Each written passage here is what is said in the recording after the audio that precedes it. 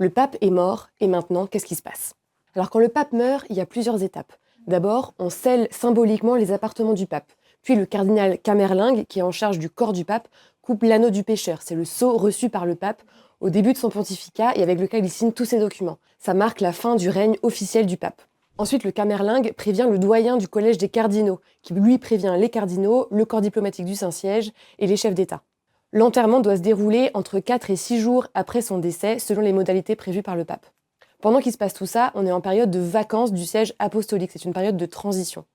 Lorsque le pape meurt, le doyen du collège des cardinaux demande à tous les cardinaux du monde entier de se réunir à Rome, où ils doivent se réunir tous les jours en congrégation générale. Ce sont des réunions où ils organisent, entre autres, le conclave à venir où sera élu le prochain pape. Ces congrégations générales, elles servent aussi à préparer les cardinaux à leur futur choix. Ils ont des méditations quotidiennes, ils parlent des orientations du prochain pontificat, et puis ce sont aussi des temps informels parce que beaucoup ne se connaissent pas et que parmi eux, ils vont devoir élire le prochain pape. 15 à 20 jours après la mort du pape, c'est le moment du conclave dans la chapelle Sixtine à huis clos. L'élection du pape, elle est très codifiée, seuls les cardinaux de moins de 80 ans peuvent participer, et là, les votes s'enchaînent jusqu'à ce qu'un candidat obtienne 2/3 des voix. Après chaque scrutin, les bulletins de vote sont brûlés dans un poêle de la chapelle Sixtine. Si le choix n'a pas encore été fait, fumée noire. Si un pape a été élu, la fumée est blanche. Habemus papam, nous avons un nouveau pape.